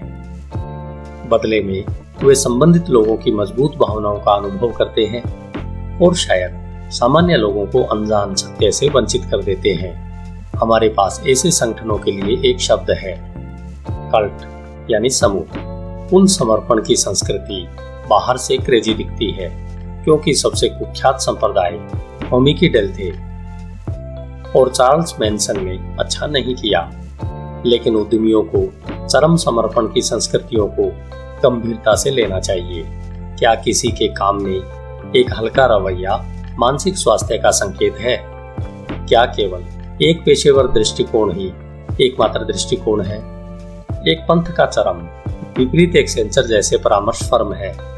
न केवल इसमें अपने स्वयं के एक विशिष्ट मिशन की कमी है, बल्कि व्यक्तिगत सलाहकार नियमित रूप से उन कंपनियों में से बाहर निकल रहे हैं जिनके पास दीर्घकालीन कनेक्शन नहीं है। प्रत्येक कंपनी संस्कृति को रेखीय स्पेक्ट्रम पर फिट किया जा सकता है। सबसे अच्छे स्टार्टअप को थोड़ा कम चरम प्रकार का होना चाहिए। सबसे बड़ा अंतर यह है कि संप्रदाय कुछ महत्वपूर्ण चीजों के बारे में कट्टरपंथी रूप से गलत होते हैं। एक सफल स्टार्टअप में लोग कट्टरपंथी रूप से कुछ के बारे में सही हो सकते हैं। आप सलाहकारों से उस प्रकार के रहस्यों को नहीं सीखेंगे और आपको चिंता करने की जरूरत नहीं है कि क्या आपकी कंपनी परंपरागत पेशेवरों को समझ में आती है या नहीं आती है। उन्हें एक पंथ या यहाँ तक कि एक माफिया कहा जाना बेहतर है। धन्यवाद। hindiaudiobook.com। आइए चलते हैं अध्याय 11 की ओर। आपका दिन शुभ हो। अध्याय 11। यदि इसे बनाया जाएगा तो क्या वे आएंगे? hindiaudiobook.com। दुनिया में हर जगह सेल्स ही है, लेकिन फिर भी ज्यादातर लोग इसके महत्व को कम आंकते हैं। सिलिकॉन वैली तो इसे और भी नीचा मानता है। एक काल्पनिक लेख the Hitchhiker's Guide to the Galaxy में भी हमारे ग्रह की स्थापना को सेल्स के खिलाफ की प्रतिक्रिया के रूप में बनी हुई मानते हैं। जब एक बड़ी आपदा के समय मानवता को बचाने की आवश्यकता होती है, तब जनसंख्या को 3 विशाल जहाजों में भरा जाता है। विचारक, नेता और प्राप्तकर्ता ए जहाज में बैठते हैं। विक्रेता और सलाहकार बी शिप पकड़ते हैं। वह श्रमिक और कारीगर सी शिप में बैठते हैं। बी शिप को पहले चलाया जाता है और उसके सभी यात्रियों को आनंद प्राप्त होता है, लेकिन सेल्स वालों को यह पता नहीं होता कि वे एक जाल में फंस गए हैं। ए शिप और सी शिप के लोगों ने यह सोचा कि बी शिप के लोग बेकार थे, इसलिए उन्होंने उनसे छुटकारा पाने की साजिश रची और यह बी शिप ही था जो पृथ्वी पर उतरा था। इस वितरण का काल्पनिक दुनिया में कोई फर्क नहीं पड़ता, लेकिन यह हमारे लिए महत्वपूर्ण है। हम वितरण के महत्व को समझते हैं क्योंकि हम उसी जहाज को ए शिप और सी शिप के लोगों के लिए मानते हैं, जिन्हें विक्रेता और अन्य बिचौलियों का माना जाता है। और हम यह भी जानते हैं कि एक अच्छे उत्पाद के निर्माण से वितरण प्रवाह जादुई रूप से समान होना चाहिए। सपनों की अवधारणा का क्षेत्र विशेष रूप से सिलिकॉन वैली में लोकप्रिय है, जहां इंजीनियरों को बेचने के बजाय कूल स्टफ बनाने की दिशा में बढ़ने को कहा जाता है। लेकिन ग्राहक सिर्फ इसलिए नहीं आएंगे क्योंकि आप इसे बनाते हैं, आपको तो बस इसे दिखने में बढ़िया बनाना है। एक्सपर्ट बनाम सेल्समैन। यूएस विज्ञापन उद्योग $150 अरब का राष्ट्रीय राजस्व एकत्र करता है और 6 लाख से अधिक लोगों को रोजगार देता है। सालाना $450 बिलियन के साथ अमेरिकी बिक्री उद्योग काफी बड़ा है। जब वे सुनते हैं कि 3.2 मिलियन अमेरिकी बिक्री व्यवसाय में काम करते हैं, तो अनुभवी अधिकारियों को संदेह होगा कि संख्या कहीं कम तो नहीं, लेकिन इंजीनियरों को इसे समझने में परेशानी हो सकती है। सिलिकॉन वैली में एक्सपर्ट्स विज्ञापन, विपणन और बिक्री पर संदेह करते हैं क्योंकि वे सतही और तर्कहीन लगते हैं, लेकिन विज्ञापन महत्वपूर्ण है क्योंकि यह काम करता है। यह एक्सपर्ट्स के लिए भी और आपके लिए भी काम करता है।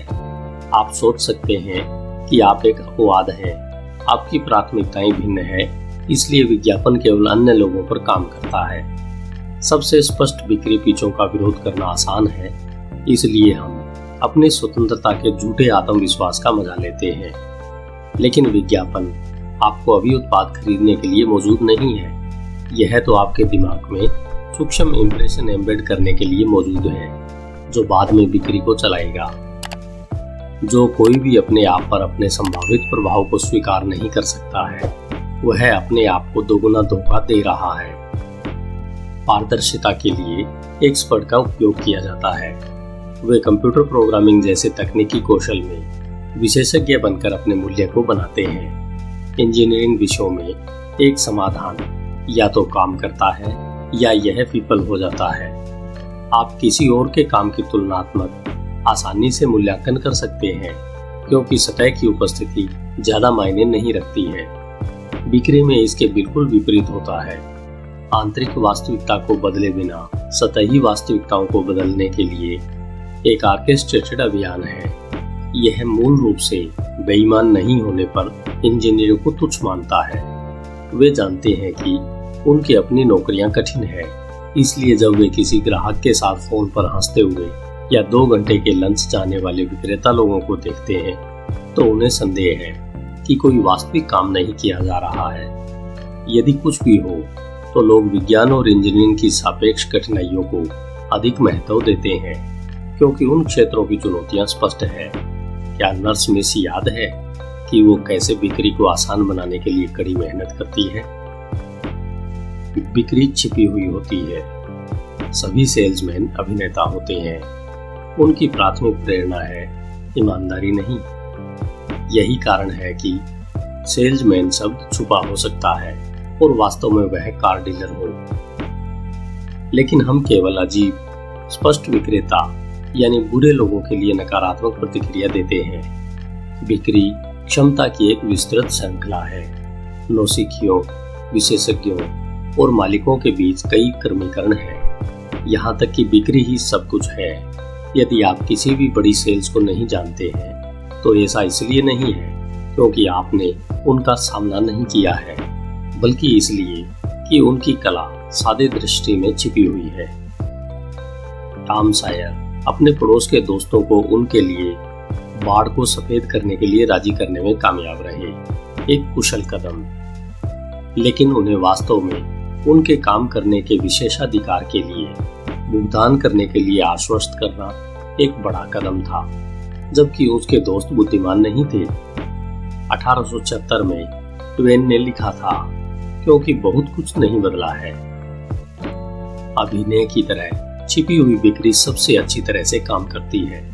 यह बताता है कि लगभग हर किसी के जिनके काम में वितरण शामिल है, चाहे वे बिक्री, विपणन या विज्ञापन में है, उनके पास नौकरी का शीर्षक है जिनका उन चीजों से कोई लेना देना नहीं है। जो लोग विज्ञापन बेचते हैं उन्हें अकाउंट ऑफिसर कहा जाता है। जो लोग ग्राहकों को बेचते हैं वे बिजनेस डेवलपमेंट में काम करते हैं।